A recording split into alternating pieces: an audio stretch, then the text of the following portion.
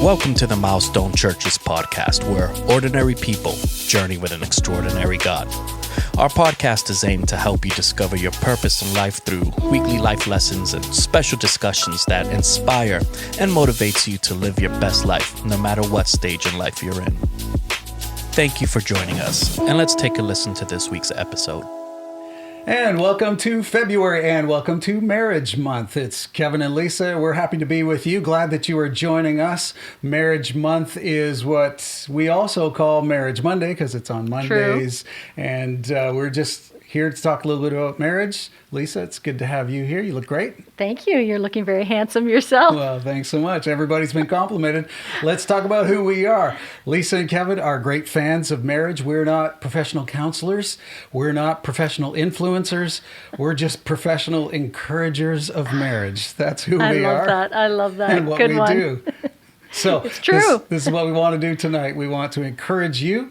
We're going to talk a little bit about marriage. We're going to talk about the way we see marriage, the way we've experienced some marriage, lessons we've learned in marriage, probably some lessons you've learned as well. And if not, maybe we'll all end up learning something together. So we have been doing this a long time, almost 2 years. Yeah, almost 2 years we've been doing what we call Marriage Monday, these episodes, these podcasts, but video podcast type of things. And amazingly, a lot of them have joined us, which is incredible. Really appreciate that. Really, thank you for that. Yeah, we're not alone. Can you believe, though, it's been 2 years? No. First of all, it's been 2 years because let's, say the obvious. There's been a pandemic. And there's been all kinds of different forms of lockdown all around the world, and our place notwithstanding as well. Right. But can you believe that it's been 2 years and that we have done this for nearly 2 years? It's something, isn't it? No, I can't believe it. Really. It's almost, in March, it'll be 2 years. Exactly. Yeah. Do you remember when all this, I'm sure all of you guys do as well, you remember when all this started and it was just going to be a short thing? It wasn't going to be a big deal. Just a couple of weeks, then maybe just till after March, the kids got off March break, Nothing at all, right? It couldn't go further than that. And certainly people like you and I shouldn't start a podcast because we're all going to be together in just a few days. That's right. That's not the way it turned out, was it? 2 Not the way at years. all. I remember when we of course were working, we are working for the church, but we were renting an auditorium off of the city, and we were worried. We started hearing about this virus that was coming. Things might close down, and I remember calling them on Thursday saying, look, are we going to be able to be meeting on Sunday? And they assured me, they said, you're our best customer. The doors would be open. No reason we'll close. Other people might not be able to meet, but you guys will always meet. That was Thursday. And then 24 hours later on Friday, they were like, yeah, you're out. And I do remember that. Never been back since. No. So, sometimes in life, things are different, right? Sometimes in life, things, and certainly the last 2 years have been dramatically different. Yes. Yes, so here we are, and I think that if we think our marriages haven't been affected by the global pandemic, we'd be naive because they certainly have been. There's been so much going on in the world around us, and it definitely has affected our marriages, which is why we've been doing these Marriage Mondays and trying to encourage certainly the married people that we know in our church, and I think it really does stand to reason, though, when you think about all of the things that have happened in the last 2 years, and frankly, all the changes, right? The world that we live in now is just so dramatically different than what it was, and we should even hesitate to say whether it's good or bad. It's certainly just different. And, our premise tonight is really that if that's the case, if the world is so much different, if work is so much different, if countries are so much different, if philosophies are so much different, then it's got to affect our marriages as well. Right? It's true. It's true. And I think you're going in a negative direction, right? I mean, there's been a lot of negative things that have, associated the world with the has pandemic, had a lot certainly. of negativity. Yeah. But there's been some positive things as well, right? I hate to just jump into the negative. Can you think of some positive? It's very interesting. Yeah. I think, but so much of the world just views, the pandemic is just all bad. Yeah. Can there be anything and it good is that's bad, come but out of this? I think for me personally, I think of how much our family has grown closer through it. And I know that's not everyone's situation to be able to see their family, which is really sad. But I just want to start off for myself. In our situation, we've had 6 of us under the same roof. And myself pretty too. much yourself too. Myself is pretty yourself, much through the whole pandemic. The 6 of us have been together, our daughters and their husbands. And then in December, we added a townhouse. 7. All living in a townhouse. It's true. It's not sorry to steal big your of a thunder. space, but my most exciting thing through it all has been the birth of our grandson in December. So, there's positive life. I think that's pretty... Had a grandson. Way to go. We didn't really do much, but way to go. We didn't. But I think it's actually amazing to see how people's lives have moved through such a crazy time that people had to keep living, keep getting married, having babies, and doing all those things. And so for other people, I've heard positive things like going back to school online, learning languages, certainly learning new technologies, like we all are professionals at Zoom now, and we'd like to think we are. Learning new software programs, whatever. Yeah. We wrote a book that was pretty big during the pandemic. Right. So you got nothing better to do, write a book. Yeah, right? I mean, I think positive things come even in the darkest of times. Yeah, we know some people, some friends of ours have really gotten in shape, and there are some good things. Not us. Some friends of ours. Did we say that? Way to go, friends. Yeah, so there's some good things and yet, of course, we have to acknowledge that the pandemic as well has been, of course, very challenging globally. Of course. There's been loss of life, which is, it's very disturbing if you really start thinking about it in its full context. But there's it really feels like there's so much more too, and it's probably easier to do the negative side of things. Yeah, that's true. It feels like the world has shifted now. You've got the philosophers out there and those who weigh in on things like this. They'll say, well, the world really hasn't shifted as much as it's just been exposed. It was always like this with its negativity or with our tribalism and with our political agenda this way or that way, or with ideologies. Very polarizing and stuff. Times, yes. Yeah, and isolation. But maybe, some people are trying to say, well, it's always been that way. And then others are saying, well, no, it's just really happened since the pandemic. But either way, and back to the point that we kind of originally it affects our marriages for sure. Well, that's our premise, right? That's our thesis here, that if all of this is happening, I think we're naive to think it's not going to impact our marriage. If there's so much negativity around, if you it's true. We don't live in a vacuum. We are affected by all that goes on around us. And if you look at social media platforms, I mean, it's not even an if, right? They've come right out and said, depression, there's a lot of depression linked to those platforms and stuff like that in a lot of people.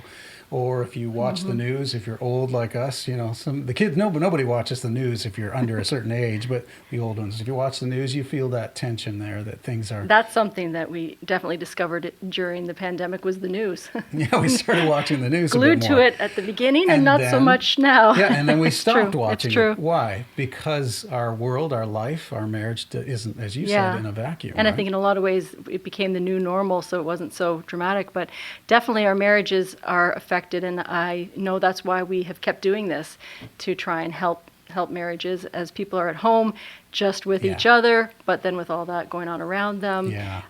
So it's good to talk. And when I said at the start that we are marriage enthusiasts, we're marriage encouragers. Yes. That's our favorite thing to do. As we've gone through this pandemic, we've really thrown ourselves into just the idea and the concept of marriage. Well, we've also thrown ourselves into our marriage too, because hey, why not, right? Yeah. But we've tried to become as good of students as we can just about the concept of marriage and things like that. And something, as this began, that we really did throw ourselves into was researching what is COVID, what is this pandemic doing to marriages. Now, this is a fun one and yet a very frustrating one, because the science still isn't in on what this disease and being locked down has done to marriages. Right. In the first, if you go 2 years ago or a year and a half ago, what we were starting to see in reports and writings and news reports, especially online, is that COVID and the lockdowns are causing divorces to spike. Right.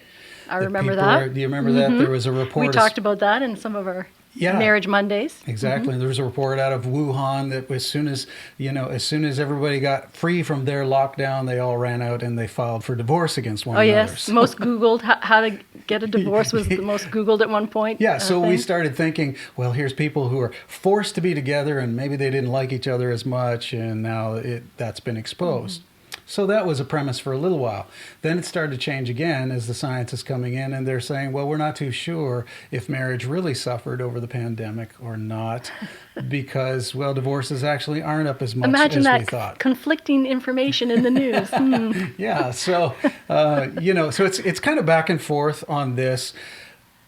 And I guess we just have to concede at this point, we don't really know. And it doesn't really matter because it doesn't matter what's happening in the other marriages out there. Perhaps it's just what's happening right here, right? Or in your case, if you're watching or listening to this, you should just be asking yourself, what's happening in your marriage? That's the best. And it's always metric. good to be taking, having a checkup in our marriages. You're making me think about one of the things that I found we sort of discovered maybe about a year ago after we had written our book on marriage and then just kind of forgotten about researching marriage. Well, we did so much research. Yeah, I do know there's a point where we sort of came out of it all and, just focused on other things. But definitely a highlight for me was discovering that when I think we talked a lot in our Marriage Mondays about it's us against the world. Remember those? And we're a team and all that stuff, which is a great sort of mantra to have. But I still think it's natural in any marriage relationship for there to be points of, conflict. And where I think one way, you think another way. And something that we started discussing was that it's not my way or your way, but it's our way. So it's sort of a different variation on us against the world. Do you remember that? Oh, and it was very just much so. and then just I just remember a few breakthroughs where when we tried in these moments of tension and conflict to, sort of step off of my way and you step off of your way and sort of figure out our way. I think a lot of people call it collaboration, whatever you want to call it. And we had some opportunities that came out of that were just gold, where the strengths that you brought and the strengths that I brought, when we combined them and stopped trying to just have it one way or the other. Am I even making sense? It sounds like Greek, but it was like just sort of there's our way, not my way, your way. So kind of not even just like 50-50, you get your way this time, I get my way. You know what I mean? But blending them together and kind of coming out with our way. Yeah, I mean, help me make that sound better. Well, I think it sounded really good. And you were talking about our marriage specifically. And yeah, we went through that because our life changed just like everybody else's. So you had to make adjustments there. And we found ourselves, two very motivated people who have loads of opinions about, well, everything. Right? We found ourselves trying to our way. And so even after 30 years of marriage, which is us, 32. Yeah, but what I'm saying is after 30 years and more of marriage, we have found ourselves needing to go back to remind ourselves that we're a team, And it was interesting, there's a lot of, as marriage enthusiasts and as marriage encouragers, that's what we are. But we found ourselves, getting involved, having other people willingly say, hey, could you help us with our perspective in our marriage? We're looking for a little bit of help. Do you have any thoughts?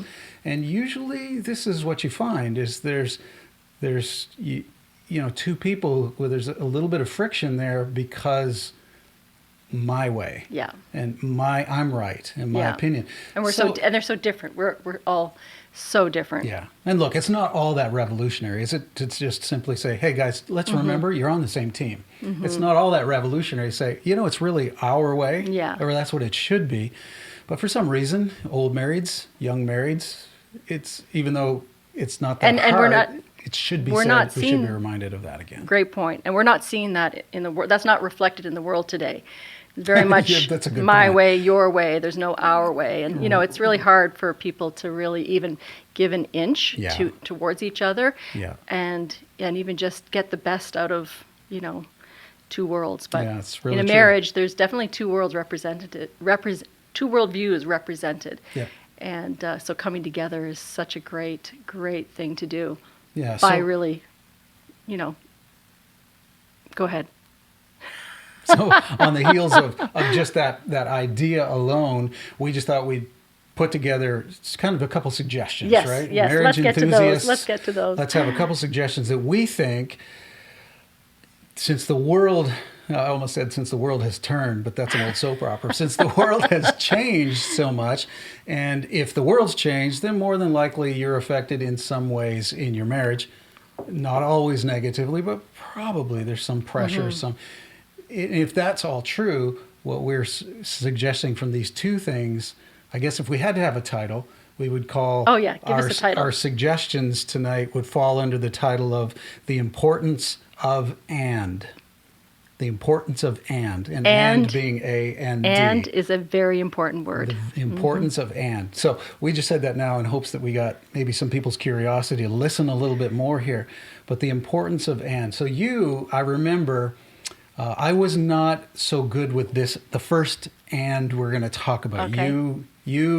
It's more your wheelhouse. You really led the way in this, and you led me in this, and you helped me with this, and I was resistant to this. Have I made this point enough and said the word this enough? So the overall title is The Importance of And. The first and that we wanted to talk about is something you're really good at. I think you're talking about the and instead of but, using and instead of but. Okay.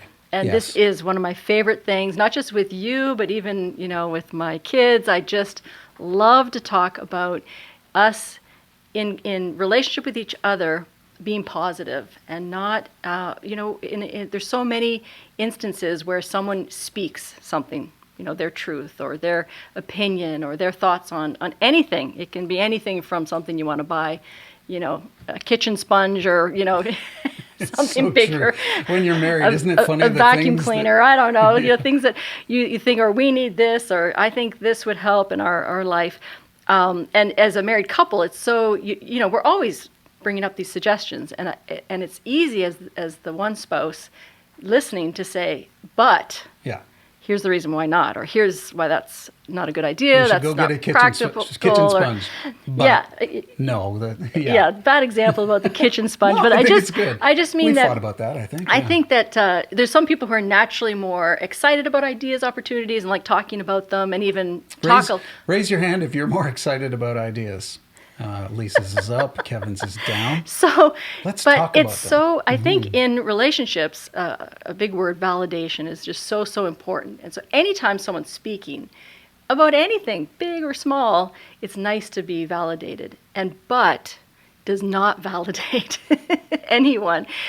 And so I just love the idea of, we have to give our opposing views or our reasons why something shouldn't work or whatever, our opinion that might be the opposite, but it's so much nicer to hear. And I also think I say something and you say, and also I think we should consider it's just so much easier than the definition but Lisa, let me do it here. Let me stop you, because that's what but does, right? But stops the conversation, but stops even, I guess I'm hearing, but stops your correctness. Like if you're talking and I say but, it brings it to, I'm going to take things on a different tangent, or I'm going to say your way probably isn't right, now enter my way, which is going to be right. But here it is. So how, in the world of people, because I didn't raise my hand, remember we played that game. Yes. You raise your hand to the answer of who's more positive, who wants to be more positive. I'm not a... Or just talking ideas, brainstorming. Yeah, I don't think I'm a terrible person. Entertaining lots of ideas. And it's really easy for me to say but. It's really easy for me to see but, sponge, yes. Or but, new TV set, or but, whatever. I mean, throw any topic my way, and I've got a but for it there. Well, the person who thinks that way often feels like, but I'm right. But I have an opinion. So I'm trying to hear, and I think you're making a really good point here, but for those of us who feel like, how do I, what I have to say is a little bit contrary to what you're saying. So how can I say and? It's not being true to me. You got any thoughts on that? And I think I like it. I See, I feel think, validated right there when you say that. I think that it would be great if, I don't know, if you just slow down. Butts come quickly. They come very quickly. It's true. And the first, the feeling is, for the person who's hearing it, is that they're being shut down. Yes. And that they weren't really listened to in the first place, that there wasn't, that it was, and just mostly that the but is, I can't shut this idea down quickly enough, or I don't want to have this conversation at all, or whatever. And it just makes, the person just feel, shut down. So that doesn't answer your question. What was your question? Just how can a person who feels the need to say but a lot, how do they stay true to their truth, their integrity? I think if they just replaced it with interesting, and have you considered this, or oh, I see. So you can still get your truth out there. Interesting. I'm thinking about what you're saying. I can't help but but I can't help wonder, if we need to consider this though, or X, Y, Z. Yeah, it's just a different. It's just good. a more, it's just more positive. And we have to acknowledge that the word but is in the English language, and you are allowed to use it, so you don't get spanked every time you say but. But I do see, though, you're talking about doing your best to hear somebody, or you're doing your best to join into the conversation. So you've had a lot of experience with me, who I've said but a lot in our years of marriage. Let me ask you this. Why do you think I say but so often and not and? Or especially in the early years of our marriage? Well, I think in the earlier years, I think you thought I got my way a lot. I tend to be very passionate about things and persuasive, and so I think that you didn't want me to get too quickly ahead of myself, already there and ready to go with whatever my idea was. Right. So you were afraid that that I would, and also afraid that I would just that you'd have to say no. So I guess the but was kind of to before you have to say no. I don't know. No, thank you. Great diagnosis. And I didn't mean to put you on the spot to make you feel uncomfortable, but I didn't really want to talk about myself too much, but I do think it's true. In my case, it's in my context, it was and is to this day an effort of control. It's based on something somewhere. It could be. I am very hard to control, I'm sure. Well, no, but the goal of it's not my goal to control you.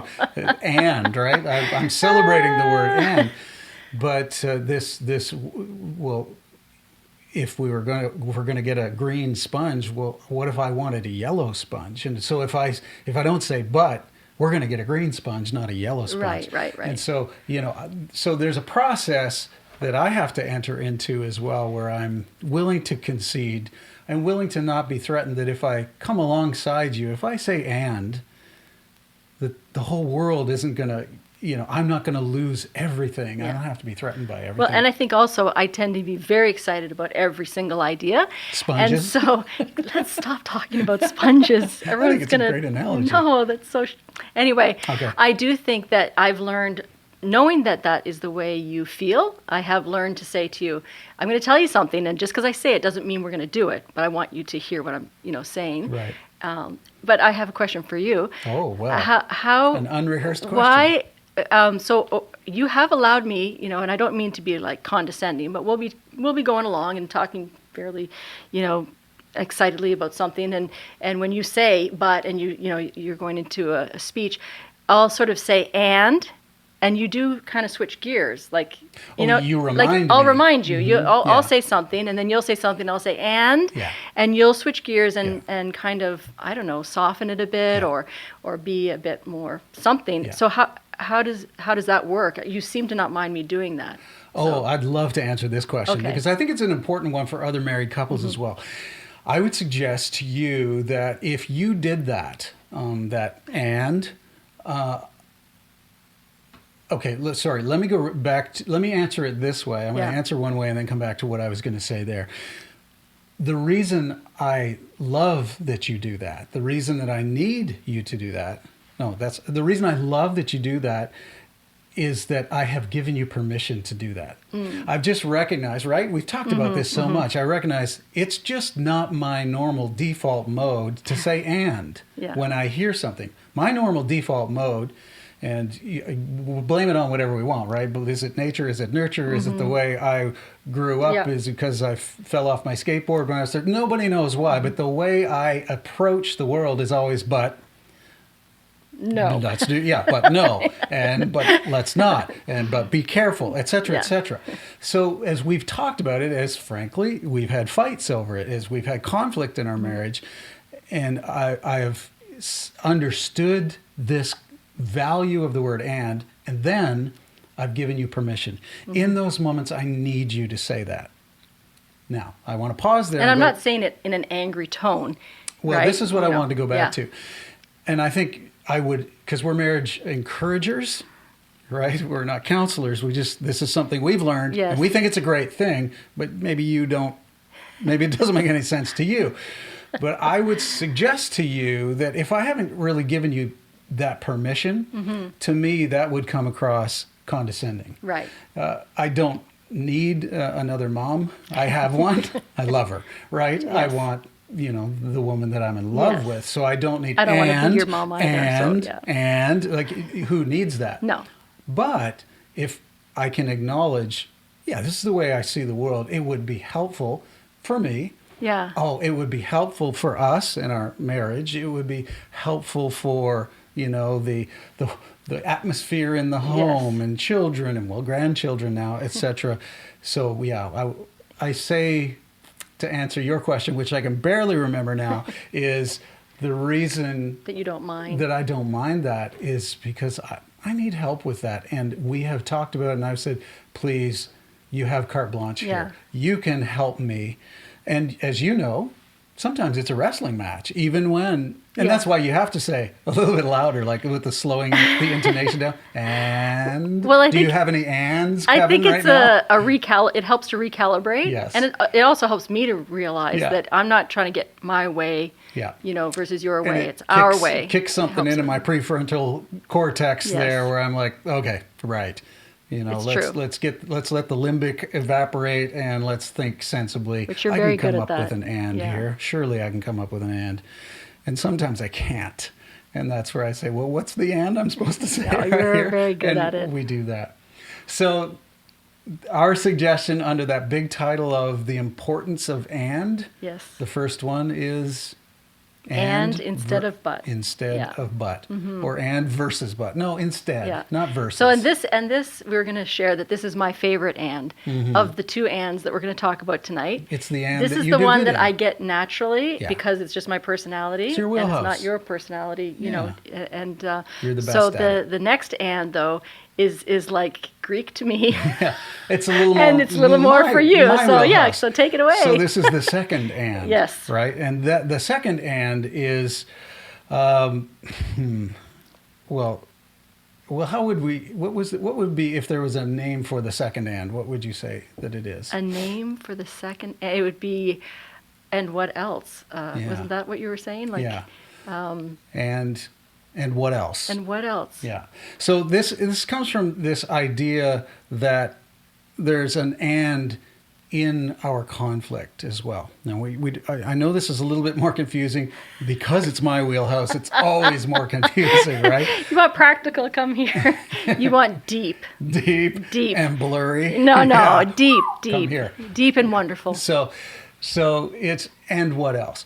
And the idea is, look, if you've been married for any length of time and you have any authenticity in your marriage whatsoever, you're going to fight, right? Yes. Call it what you want. We've got some disagreements friends. Are we going got some to friends happen. in the church. They don't call their fights fights. They call them bumps. We had a bump. Right. What do we call ours? Fights, I think, really. Even though embarrassingly, with shame, we sort of say we had a fight. I guess argument, so. I don't know if we Anyways, call it anything, but everybody has them, and everybody's going to have them, right? And so what we're as we're looking at as this world changes and has changed, and as those pressures and those problems and isolation and separation. Well, I think too the world right now marriage. is very there's a lot of stress. Even Yeah. though we're all at home, a lot of the time, Yeah. it's a very heated world we're living in Yeah. right now, and people's patience Yeah. has kind of gotten a little thin. And so those translate into the marriage, Yes. right? A loss of a job.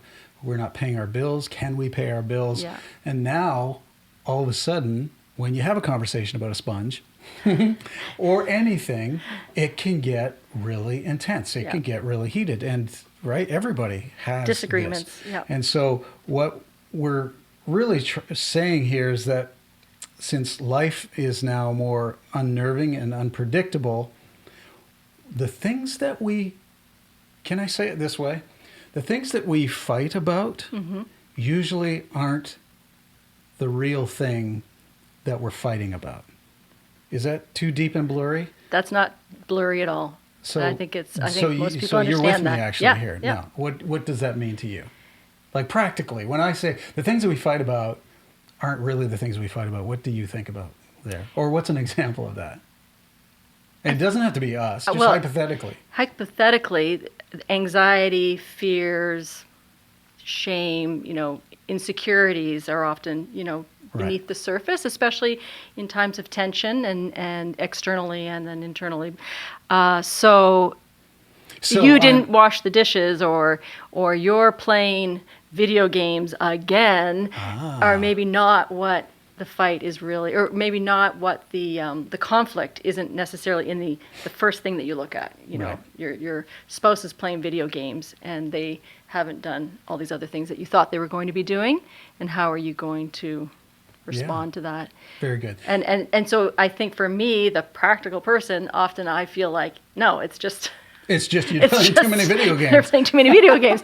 But this is where, you help me to go deeper and what's really behind and it. what else? And what else? What else, yeah. So, but I can only assume, you mentioned video games. What a great example there. I can only assume that's not very practical for our marriage because I just don't really do that. But I know we counsel lots of married couples that's a thing. It becomes a stressor. The early once in a while. 90s when we got married, it would have been TV, that would have just watching TV. Pong on the Sega system. Anyways, Yeah. So not much there. But here's a marriage thing that I think what we fight about is not always what we fight about. Take any married couple that has a vehicle or drives a vehicle and driving is huge. The driving huge. fighting or the driving stress. 100%. So what we're arguing about, honey, and then what? The response back and forth.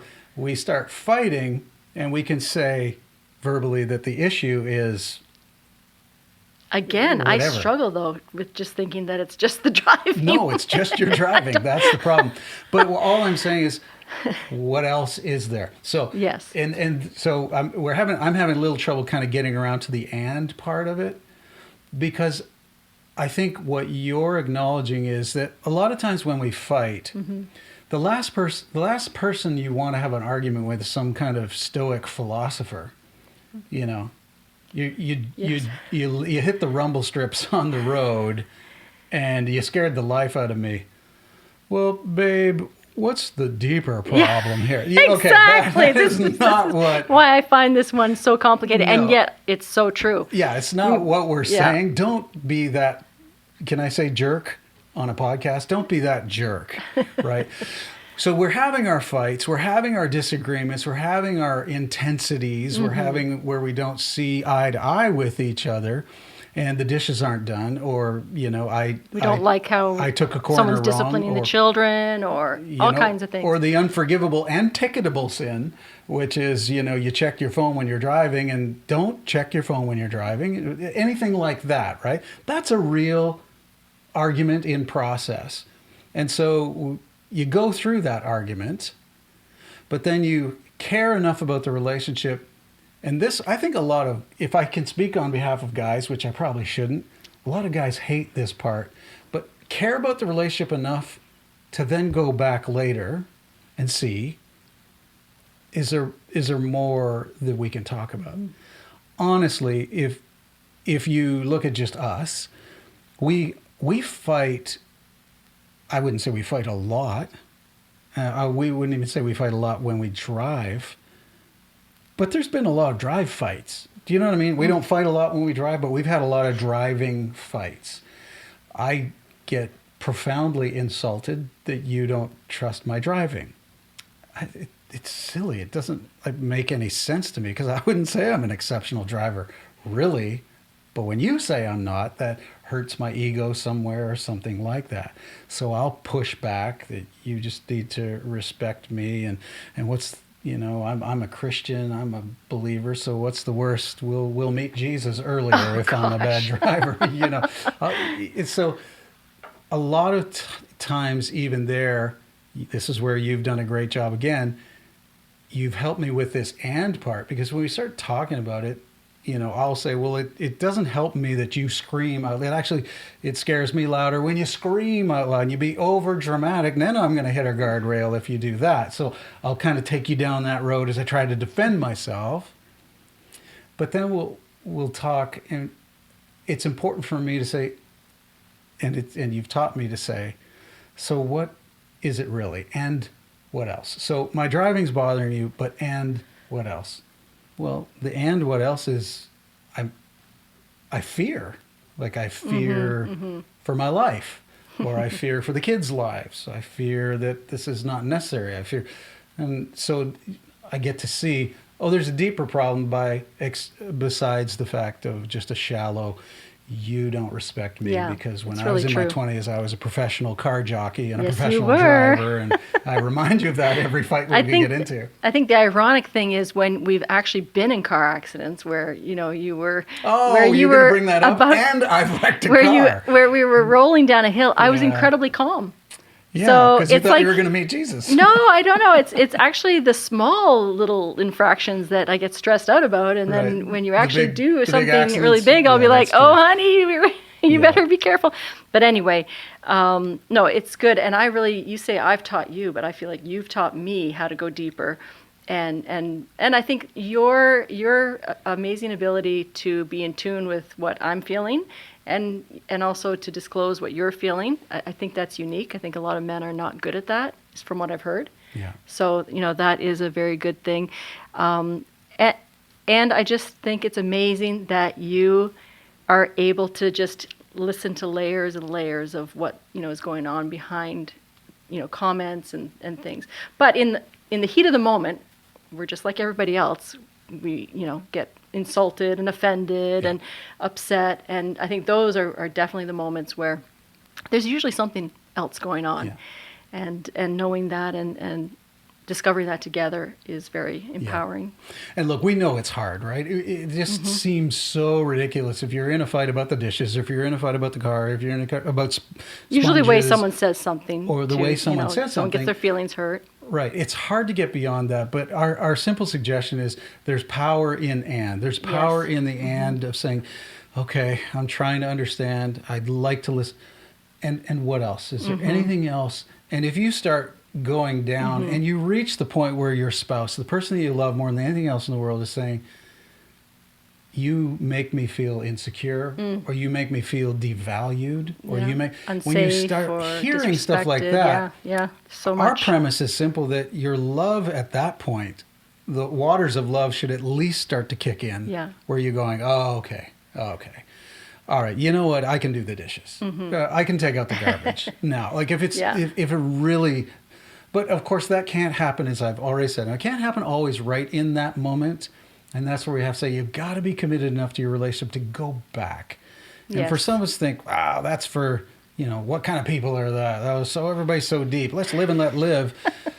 But we're talking about the world has got pressures that have literally changed. Don't be naive that those aren't slipping into your love for one another and maybe creating some cracks and some fractures, and that's what you've got to keep your eye on. Absolutely. The importance of and placing that importance on remembering and what else is going on with you, what else, and is what there else, anything else you felt and who wants to ask that question? Like, have I done anything to offend you? Who wants to ask that question? But if you do, I really think that you help your relationship not to have long-standing resentments, bitterness, things that go unchecked, Yeah. and you have a cleaner slate that you're working with. Yeah. If you just continually, and what else? What else should we be talking about here? What else is bothering you? And what I It's really endless, like, really, which I know it can be overwhelming, to Yeah. think about. But the more you do it, the less overwhelming it will be, because you're not dealing with as much of the ands. Yeah. And what I really like about just this idea, why I think it's good, healthy, and practical for marriages, although admittedly somewhat difficult, is that our good friend Gottman, whenever you talk about, the Gottmans have such a body of work on helping marrieds and predicting marriage. But I think this one and is there anything else, helps root out contempt. Yeah. Because contempt begins to grow when you're not addressing those deep down problems. Like if so if you go years of feeling some sort of inadequacy in some way, brought on by your spouse, even your spouse didn't mean to, right? Yeah. And that can bring that contempt. And then of course the Gottmans really point out that that's the worst. Like once you get contempt in a relationship, you're in for a world of hard work to get it back in the right way. So we've kind of come to the end of everything here. Thanks so much for talking with me about these ands. So our overall title was The Importance of And your best point was, what was it again? And instead of but. And instead of but. And my important and that we suggest to you guys, because we're enthusiasts and encouragers, is and. Is there anything else? But not said in a sarcastic way, but seriously, and is there anything else? Don't be afraid to just keep going back and really, coming together and understanding each other, where you're coming from. So that's a little bit of a talk about the world in the last 2 years, and also an idea that what's the one thing that you take as you go into your marriage, we would suggest as your encouragers and enthusiasts, realize the importance of and as you go in this life together. And as life may, who knows, life may just really get way better in the next few weeks. Or life may get crazy. If we've learned anything in the last 2 years, you never know what's going to happen. That's true. But what we do know is that the most important relationship we have, can be the best that we can make it. With God's help, with each other. And the importance of and, we think that can be a good thing. And we just want to tell you that we will be back next Monday. This is Marriage Month. It's February. That's right. But it's also Marriage Monday, so we'll be back next Monday. We've got a special Valentine's gift. We want you to show up next Monday. We're just going to have a short little gift from Kevin and Lisa for you guys on Valentine's Day. We think it'll be good and fun, and we wish you a happy Valentine's Day in advance, but hope to see you then. And until then, Happy Marriage Month. Yes.